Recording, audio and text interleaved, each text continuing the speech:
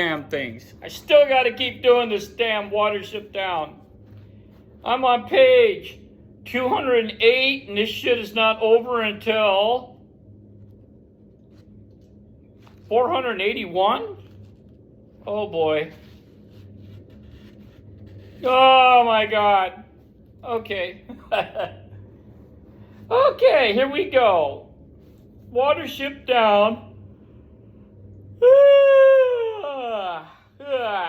Chapter 24, Nut Hanger Farm.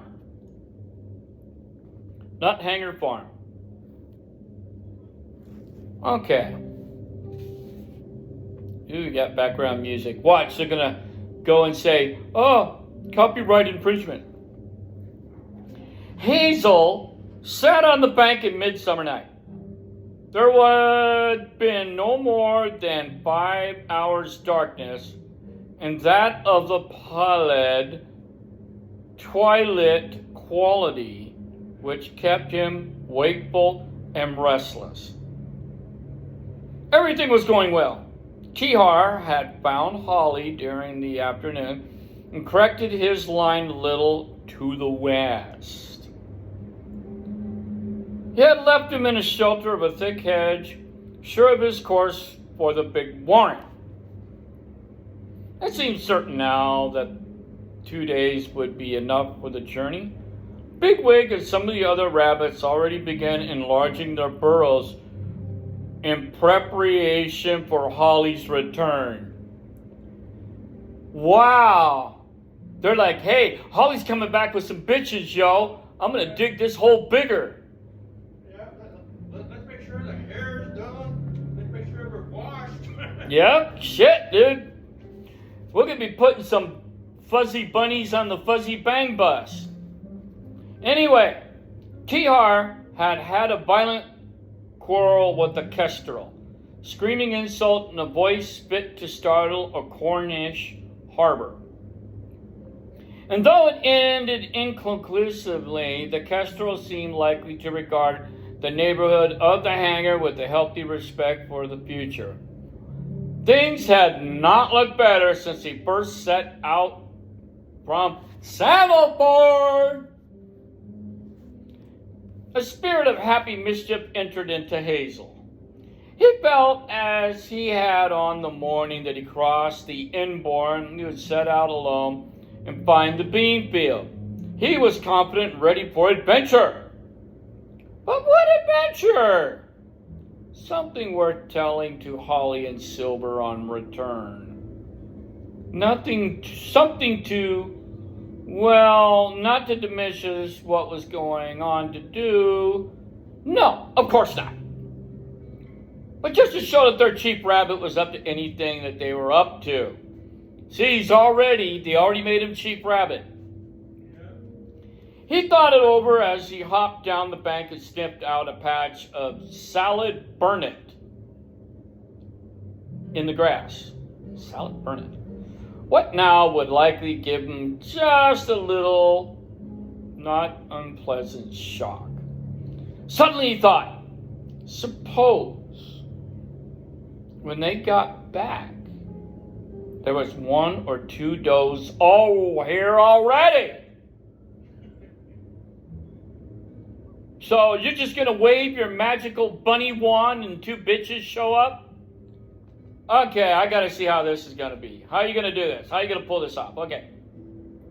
At the same moment, you remember what Tihar said about the box full of bunnies, of rabbits at the farm. What sort of rabbits could they be? Did they ever come out of their box? Had they ever seen a wild rabbit? Tihar had said the farm was not far from the foot of the down, on a little hill. So it could easily be reached in the early morning before its men were about. Any dogs would probably be chained, but the cats will be loose. A rabbit could outrun a cat as long as he kept it in the open and saw it coming first. The important thing is not to be stalked unawares. He should be able to move along the hedgerows without attracting animals. Unless he was very unlucky. But what does he intend to do exactly? Why was he going to the farm? Hazel finished the last of the Burnett and answered himself in the starlight. I just want to have a look around, he said. And if I can find those boxed rabbits, I'll try to talk to them. Nothing more than that. I'm not going to take any risks. Well, not real risks. Not until I see whether it's worth it anyway. Well, I could go down and take a look, but... Okay, that's how people get fucked up. But what does he intend to do exactly? What was going at the farm? Oh shit, I already said all this stuff. Okay, should I go alone? It would be safer and more pleasant to take a companion, but not no more than one. They must not attract attention. Who'd be best? Bigwig? Dandelion? Hazel rejected them. He needs someone who'll do exactly what he's told and not start having ideas of his own. Oh, what a fucking dick. You're going to do exactly what I say, right? Okay, yeah. What do you want me to do? At once he thought of Pipkin. Pipkin would follow him without question, do anything he asked. At this moment, he's probably asleep in the burrow which he shared with Bluebell and Acorn. Down the short run leading up the honeycomb. Hazel was lucky. He found Pipkin at the close of the mouth of the burrow was already awake. He brought him out without disturbing the other two rabbits and led him up the run that gave to the bank. Pipkin looked about, uncertain, bewildered, and half expecting some danger. Oh shit! What? Hey, why am I out here, bro? It's kind of like dark and shit. It's all right, Hollaroo, says Hazel. There's nothing to be afraid of. I want you to come down the hill and help me find the farm we heard about. We're just going to have a look around. Around the farm, Hazel Rock? What for? I mean, won't it be dangerous? Cats, dogs, and oh no. It'll be quite all right with me. Just you and me. I don't want anybody else. We got a secret plan. We mustn't tell the others. For the time being, anyway. I particularly want you to come, and no one else will do. That means follow my lead and shut the fuck up, troop. This is a kid's book, huh? All right. Poor Pipkin, yeah. This is exactly the effect Hazel intended. Pipkin needed no further persuasion. They set off together over the grass track, across the turf beyond, and down to the encarpment. Okay. They came through the narrow belt of the trees. They came out in the wide field where Holly had called a bigwig in the dark. Here Hazel paused, sniffing and listening. It was the time before dawn when owls return, usually hunting as they go. Although a full-grown rabbit is not likely to be in danger with owls, there are a few that will take no account of them. Stoats and foxes might be abroad also, but the night will be still and damp, and Hazel, secured in his mood of gay confidence, felt sure he would either smell or hear hunters on 4 feet. Okay, let me address this bullshit with owls. Owls will fuck your shit up. And I'm saying this on camera for everybody that's listening and watching this video. We have 2 fucking huge pricks that was down there in Los Angeles with us, and those suckers were this friggin' big. Their claws were like that. Those claws were at least 3 inches. Yeah. That shit will tear the fuck out of a rabbit and tear the shit out of a cat. So this guy, I have to say, I don't think so. Owls can jack your shit up. Anyway, wherever the farm might be, it must lie beyond the road that ran along the opposite edge of the field. He set off at an easy pace with Pipkin close behind, moving quietly in and out of the hedgerow up which Holly and Bluebell had come in passing. On their way, under the cables, humming faintly in the darkness above. They took only a few minutes to reach the road. You know, those power lines going $520 a month. Past overdue. Yeah, put the controller down, turn the TV off. There was times that we know for certainly that all is well. A batsman who has played a fine inning will say afterward he felt he could not miss the ball. And a speaker or an actor on his lucky day can sense his audience carrying him as though he was swimming in a miraculously buoyant water. See, this is a kid's book, you know, ages of 10 and higher. What, they got to have 150 IQ to understand this shit? Hazel was feeling now. All around him was quiet summer night, luminous in the starlight, but paling to dawn on one side. There was nothing to fear, and he felt ready to skip through the 1,000 farmyards one after another. He sat with Pipkin on the bank above a tar-smelling road, and it did not strike him as particularly lucky when he saw a young rat scuttle across the opposite hedge and disappear into a clump of fading stitchwork below them. He had known that some guide or another would turn up. He scrambled quickly down the bank and found the rat nosing in the ditch. "The farm," said Hazel. "Where? The farm? Near here on Little Hill?" The rat stared at him with twitching whiskers. It had no particular reason to be friendly, but there was something in Hazel's look that made a civil answer natural. "Hour around. Okay." The sky was growing lighter each moment. Hazel was across the road without waiting for Pipkin, who caught up to him under the hedge bordering the near side of the little lane. From here, another listening pause, and they began to make their way up the slope towards the northern skyline. We're already going on 12 minutes on this thing. The nut hanger is like a farm of the old tale, between Eckenswell and the foot of Watership Down. About a mile from each, there was a broad knoll, steeper on the north side, but following gently to the south, down the ridge itself. Narrow lanes climbed both slopes and, coming together in a great ring of elm trees, which encircles the flat summit. Any wind, even the lightest, draws from the height of the elm's rushing sound, multiform, whatever the hell that is. All right, I'm going to skip that part. Fuck you. Within a ring stands the farmhouse and its barns and outbuildings. The house may be 200 years old or maybe older, built of bricks with stone face, front looking south down toward the down. On the east side, in front of the house, the barn stands clear on the ground with saddle stones, and the opposite is the crowbar, whatever that means. Must be. Oh, wow, shit, I might be able to finish this. Oh, I might be able to. I hope I can. As Hazel and Pipkin reached the top of the slope, the first light showed clearly the farmyard and the buildings. The birds sing all around them, on which they lay accustomed in the former days. A robin had flown on a low branch, twittered across the phrase, listened for another, then answered him from beyond the farmhouse. A chaplet gave its little falling song.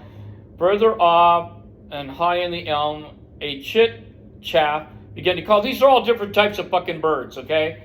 They're just birds. Let's just call them birds, okay?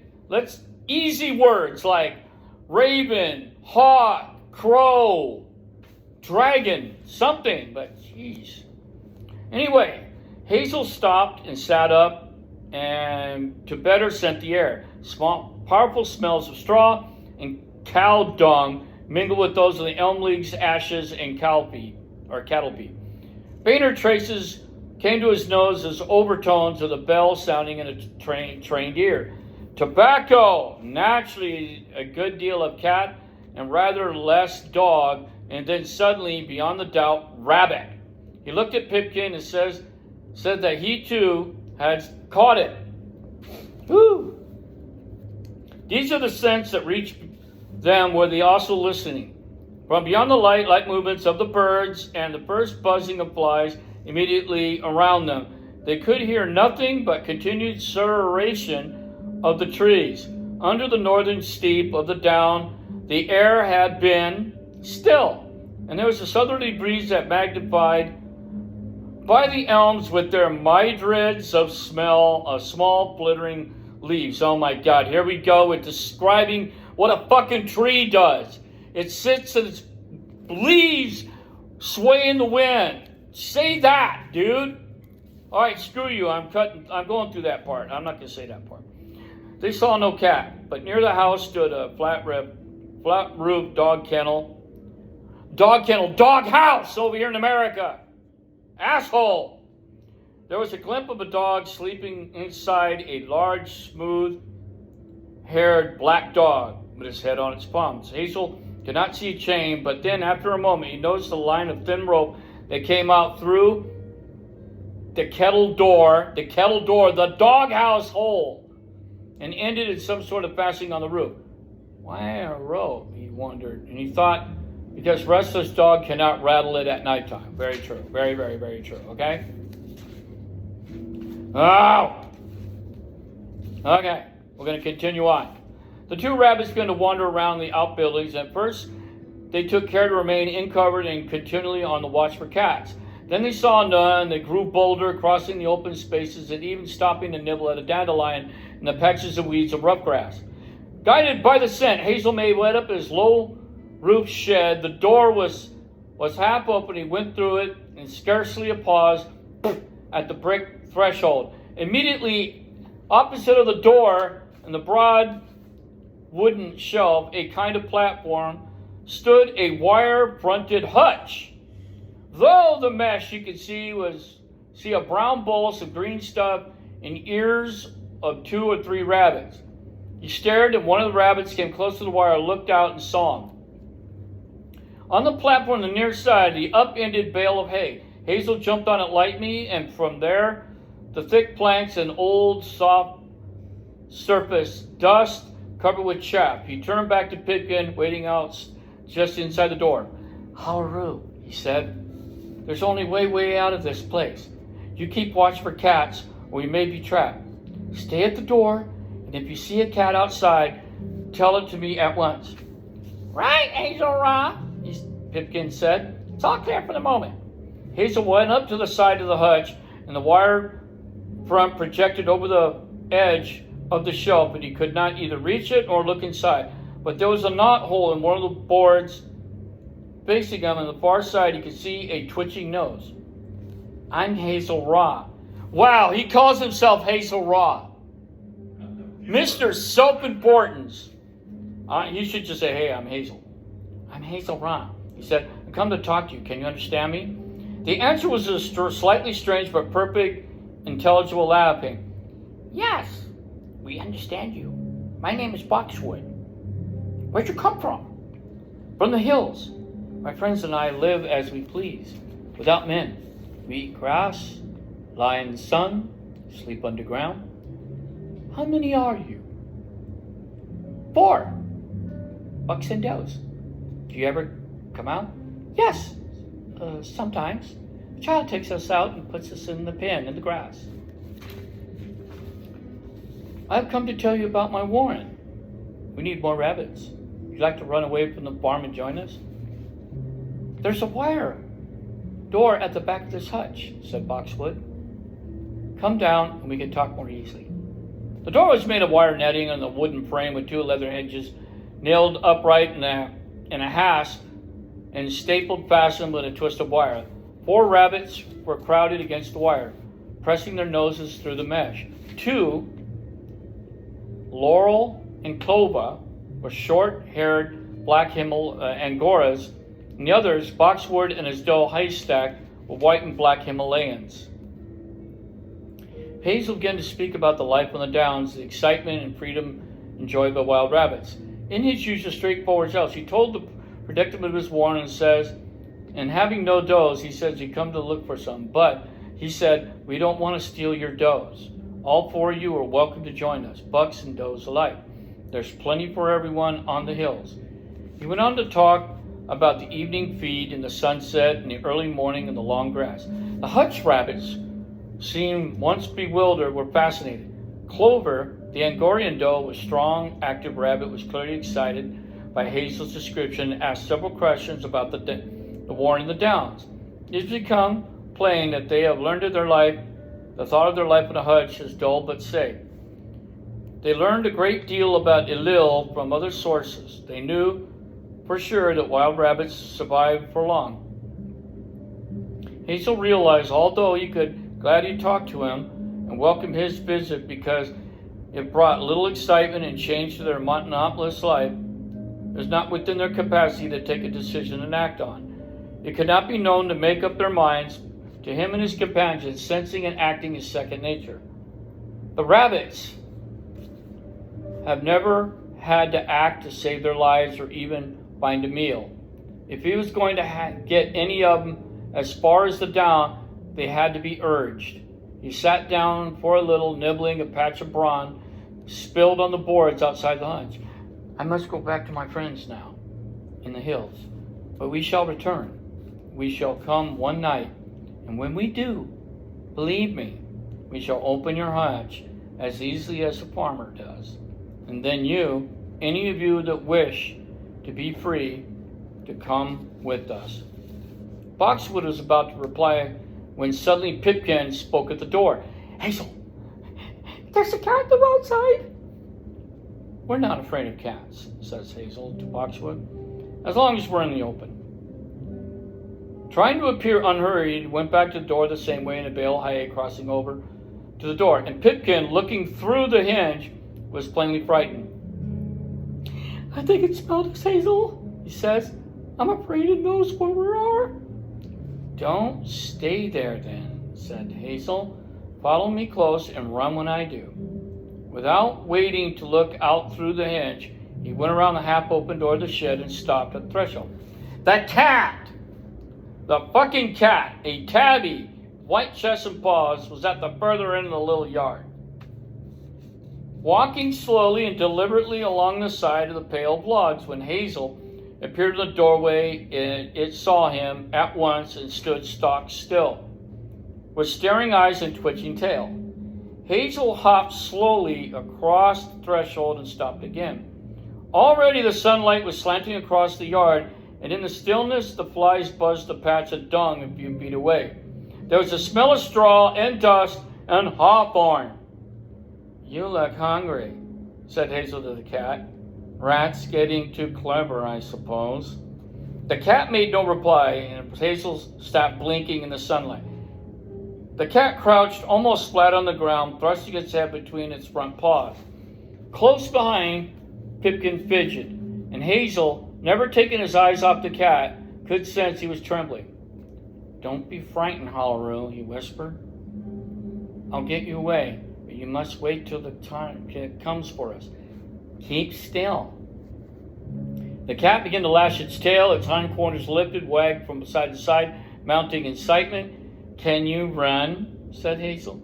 I think not. Why, you Popeye, backsore, saucer scraper, cocksucker, motherfucker. The cat flung himself across the yard, and the two rabbits leaped into flight with great thrusts of their hind legs, and the cat came very fast indeed, although both of them had been braced ready to move in an instant. They were barely out of the yard in time, racing up the side of the long barn, when they heard the Labrador barking in excitement as it ran the full extent of its rope. The man's voice shouted at it, Hey, you goddamn mutt, what the hell? From the corner of the hedge besides the lane, turned and looked back. The cat had stopped short, licking its one paw with a pretense of nonchalance. They hate to look silly, said Hazel. It won't give us any more trouble. It wouldn't have charged at us like that. If it followed us much further, probably would have called up another as well. And somehow you can't make a dash unless they do first. It's a good thing you saw it coming, Hillaroo. I'm glad I helped, Hazel. But what are we up to? Why'd you talk to those rabbits in the box? I'll tell you all about it later. Let's go into the field now and feed, and we'll make our way home as slowly as you like. And that's the end of 24. What do you think? Hazel being a shitbag. Okay. Bucket.